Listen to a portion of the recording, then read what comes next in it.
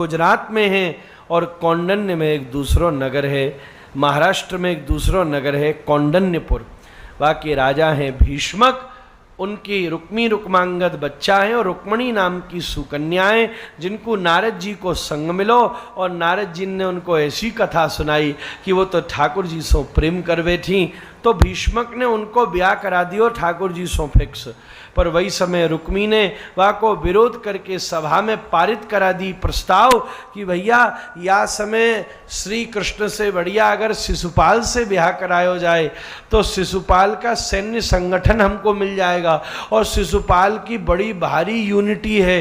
वहाँ के संग महाराज शिशुपाल के संग दंतवक्र, विदुरथ, साल्व, पौंड्रक और जयद्रथ, ये सब ने, जरासंध, ये सबों ने संधि कर रखी है, तब वहाँ में शामिल होना बढ़िया है। सभा वाले बोले अगर राजनैतिक दृष्टि से देखो जाए तो ये तो उचित काम है। अब राजा अकेलो पड़ गो, जब सवरे मंत्री ने यहाँ पे अपनी सहमति जता दी तो कही ठीक है, फिर जो ठीक लगे सो करो।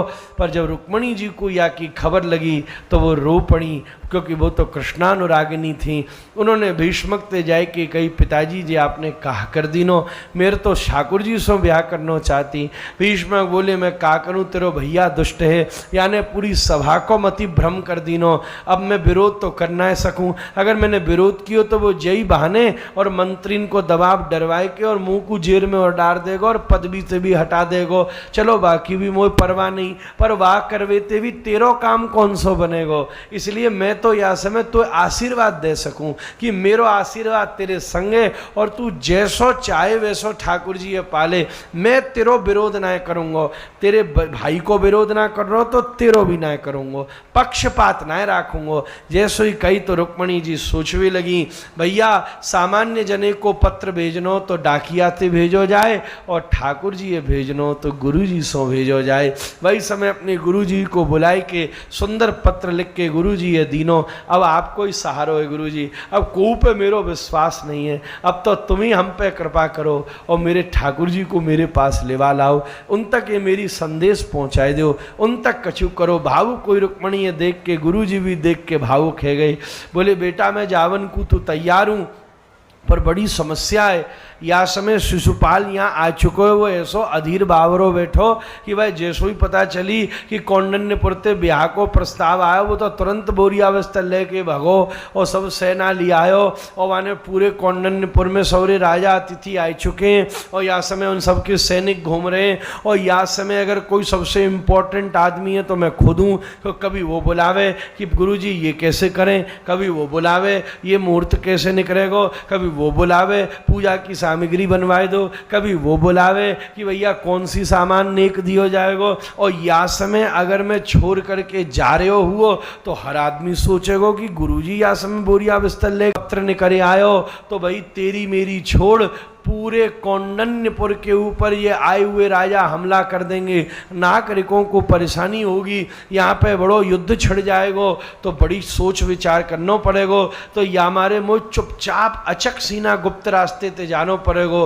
पर बेटा गुप्त रास्ता तो पैदल को है और रथ में ही जब यहाँ ते 15 दिन लगे हैं तो पैदल तो नहीं जाने कितने दिन लगेंगे। अब या को मैं क्या करूँ। रुक्मणी जी बोरी मुँह पतो है गुरु जी, समस्या गिनवे बैठो तो हर आदमी के जीवन में एक से दूसरी, दूसरे से तीसरी, तीसरी से चौथी, चौथी से पांचवी आती जामे और कोई समस्या नहीं है तो फिर यह बात की समस्या है कि कोई समस्या आ न जावे महाराज, कोई चली ना आवे, चोर आए नहीं है पर आ न जामे, या हमारे जी लगाओ, फिर ये दीवार लगाओ, फिर ये महाराज विंडो बनाओ, ये दरवाज़ा बनाओ और फिर ये दरवाज़ा खराब ना हो जाए बाकी ताई या में कैमरा लगाओ, फिर कैमरा भी खराब ना हो जाए तो वहाँ में वॉचमैन बैठाओ, फिर वॉचमैन भी सो न जाए तो वहाँ के ऊपर नौकर बैठाओ, फिर नौकर न सो जाए तो पत्नी रात में उठ के चेक करे, अब पत्नी रात में उठ रही है कि नहीं ये चेक करवेगे ताई तुम खुद उठो।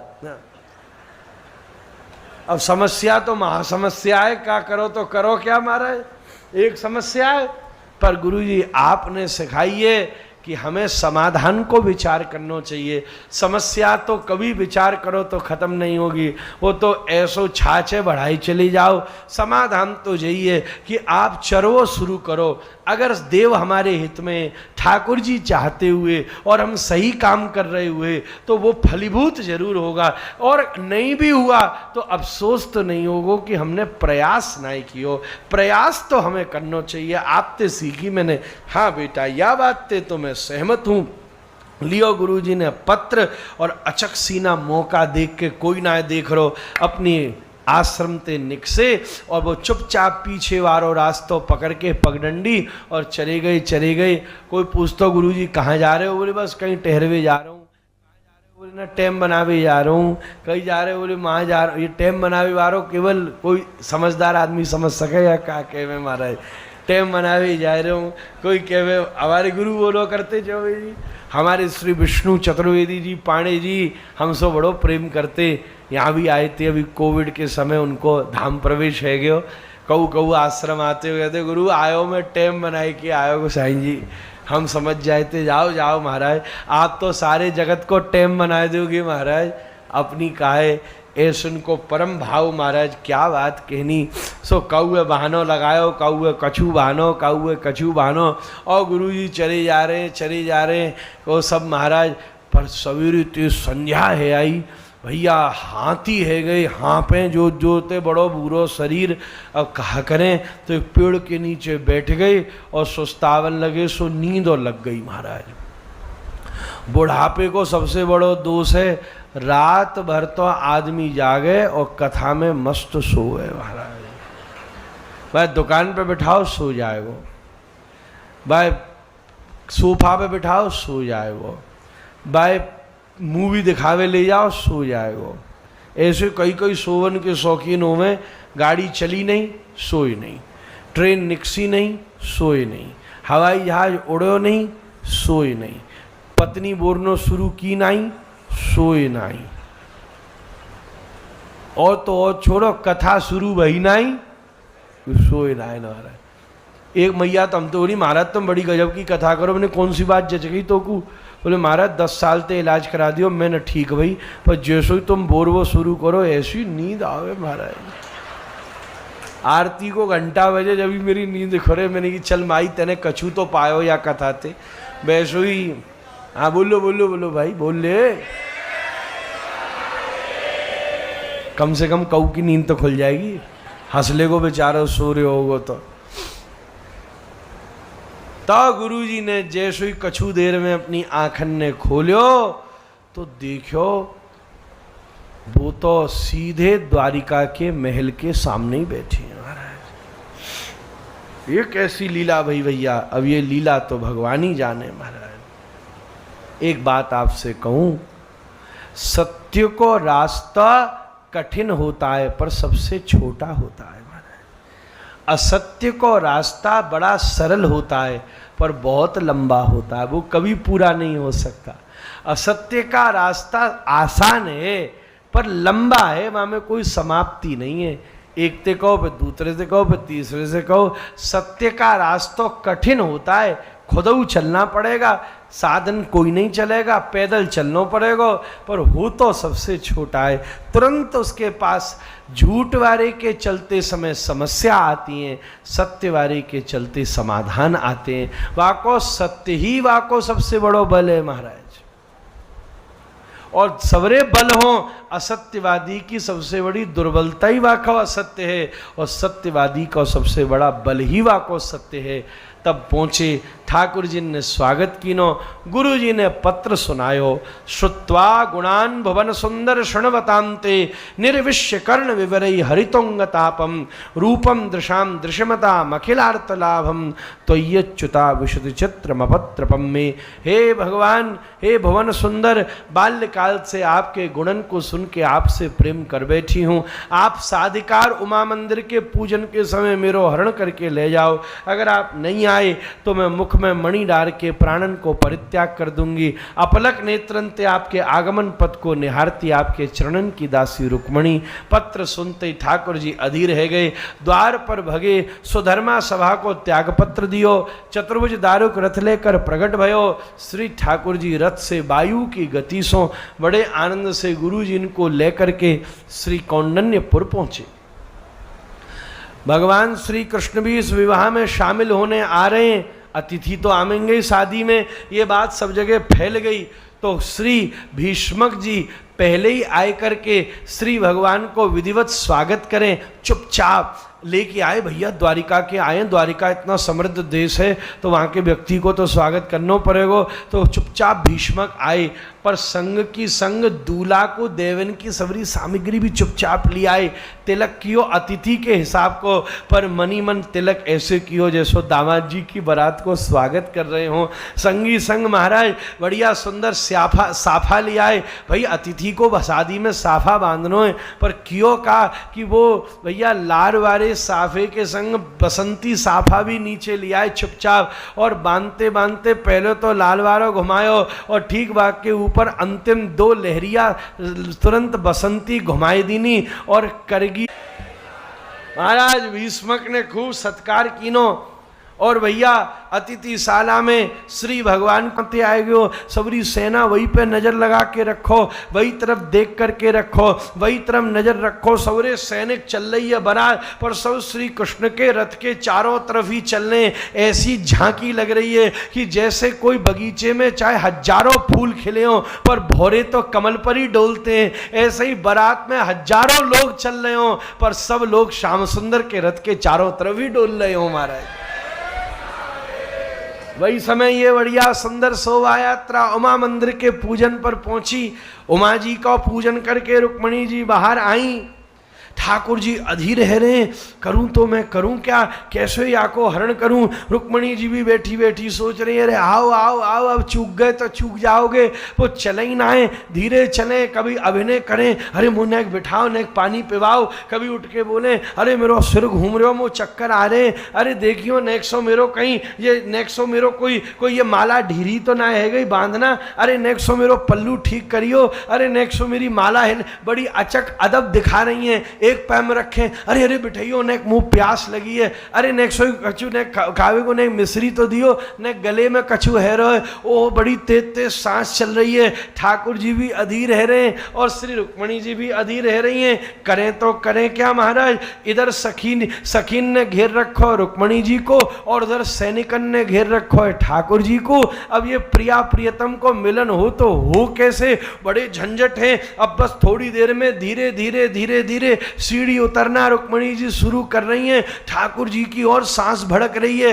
करे तो करें क्या, करे तो करें क्या, कैसे काम चले जब भक्त और भगवान दोनों अधीर हो जाते हैं। मैं आपसे साची कहूं, और दोनों वाके बाद भी संसार के कर्म और माया के चक्कर में मिल नहीं पाते, तो यही दशा को देखकर तो हमारी स्वामिनी श्री राधा रानी कृपा करती हैं। उसी समय बरसाने में बैठी प्रिया जी ने बड़े आनंद से अपने आंचल को बड़ी जोर से चढ़ाया। उस आंचल को चढ़ाने से जिस वायु का आवर्त पैदा हुआ, वो घूमता घूमता घूमता घूमता बड़े बवंडर की तरह महाराज उड़ते दौड़ते घोड़े और ऊंट और हाथिन के चरणन में धूलन को लेके धूल का आवर्त सा बन गया। और ऐसा उस हवा ने जोर का झोंका खाया कि झोंका खाते ही रुक्मणी जी के ऊपर पड़ा हुआ घूंघट सीढ़ी उतरते समय अचक सीना पलट गया। किसी ने आज तक ऐसा सौंदर्य लावण्य नहीं देखा था। जैसे सैनिकन की नजर पड़ी, अरे वाह, ऐसा रूप, ऐसी माधुरी, ऐसा सौंदर्य, वो हतप्रभ से रह गए महाराज, स्तब्ध से रह गए। वही समय एक सैनिक जिसके हाथ में भाला था, देखते देखते वह को हाथ टेढ़ो पड़ गया और भाला जाके पास खड़े हाथी को लग गया। हाथी एकदम बावरा हो गया। हाथी ने अपनी सूंड से 2 घोड़े गिरा दिए, सब भागने लगे। सैनिक घबरा गए महाराज, हाथी ऊंट घोड़े भागने लगे। सारी सैन्य अन्य व्यवस्था अस्त व्यस्त हुई। जब किशोरी कृपा करती है तो ठाकुर माया के झंझावाट को हटा देता है। सारे सैनिक इधर उधर हुए, दारुक को किया इशारा, दारुक रथ लेकर के दौड़ा। उधर से उतर रही थी, ऊपर पड़ा हुआ जो वासना का घूंघट था वो भी प्रिया जी ने पलट दिया। रुक्मणी जी ने देखा श्याम सुंदर सामने खड़े हैं। ठाकुर जी खड़े होकर हाथ बढ़ाते हैं, रुक्मणी जी सीढ़ी पर खड़े होकर हाथ बढ़ाती हैं। अपने उत्तरीय का परित्याग करके नीचे सोपानों को उतरती चली आ रही हैं। धीरे धीरे धीरे धीरे उनके राजकीय वस्त्रों के सारे चिन्ह गिरते जा रहे हैं। वो माता जो उसके महाराज जो माला भाई ने दी थी वो टूट करके गिर गई। जब जीव ब्रह्म से तभी मिल सकता है जब संसार के सभी चिन्ह, संसार के सभी संबंधों का श्री कृष्ण प्राप्ति के समय वो परित्याग कर दे। दौड़ती रुक्मणी हुई आई, जैसे कोई मदश्नुत गजेंद्र अपने हाथों के, अपनी सूंड के द्वारा किसी कमल को उठा लेता है, ऐसी अपनी अस्थिपुंडित भुजाओं के द्वारा श्याम सुंदर ने रुक्मणी जी को उठा के अपने पास में विराजमान कर लिया। बड़े सुंदर भाव से श्री ठाकुर जी रथ लेकर के चले। जुगल जोड़ी सामने बैठी थी। कछु देर तक तो सैनिकन को समझ में ही नहीं आई। वो ये छवि देखकर ही ऐसे आनंदित हो गए, उन्हें समझ ही नहीं आई, भूल गए कि यार रुक्मणी है तो शिशुपाल को ले जाना। तो वो सबरे सैनिक देख के अरे वाह वाह वाह, अरे कोई बात नहीं भाई, ब्याह है गयो, बधाई हो भैया बधाई हो। फूल वाले फूल बरसाने लगे, माला वाले मरसाला, ब्राह्मण स्वस्ति वाचन करने लगे। अरे बड़ी जोर से सैनिकन ने तीर छोड़ दिए, बड़े बड़े टैंक चल गए और जय जयकार हो गई। बोल जुगल जोड़ी सरकार की। मजे की बात यह थी कि जब जुगल जोड़ी सरकार की जय हुई तब शिशुपाल भी जोर से बोला जुगल जोड़ी सरकार की जय। भाई समय वाके बगल में जयद्रथ खड़ा था। वो कोनी मार के बोलो चोरे सुसरे, जे तेरे ताई बोलनी थी कि तेने बोलनी थी। तब तो वाकू याद आई, अरे भैया ये तो गड़बड़ है गई। ठाकुर जी की ऐसी झांकी वो खुद भूल गए महाराज। अरे अरे अरे भैया लेगो, ये तो चमत्कारी है। अरे सैनिकों लड़ना बंद करो, वो वृंदावन का चोर मेरी घरवाली ले गए महाराज। सैनिक देखे, अरे तब तो उन्हें याद आई यार कार्यक्रम तो कछु दूसरो ही तो, ये तो प्लान ही बदल गए महाराज। अरे हम भूल गए, लेवे आयो तो शिशुपाल पर ले गयो गोपाल महाराज। यही तो झंझट है, माया का चक्कर चलता है। तब महाराज शिशुपाल, शिशु मतलब इंद्रियां, ये शिशुपाल तुमको पकड़ लेता है। पर जब श्री राधा रानी को कृपा चक्कर चलता है तब गोपाल तुमको पकड़ लेता है। यही तो सारी कृपा को स्वरूप है। ठाकुर जी सबरे सैनिकन ते लड़े। दादा रथ ले आए और इनके बाद दादा ने करी कृपा और रह करके चले। रास्ता में रुक्मी को बांध लीनो और द्वारिका पहुंच करके अतिथिशाला में रुक्मणी जी को उतार दीनो। बोले गेस्ट हाउस है ये तो। बोले तुमने कही थी हरण करके लिया, मुंह पे फुर्सत ना है, राधे राधे मजे तेरे यहाँ।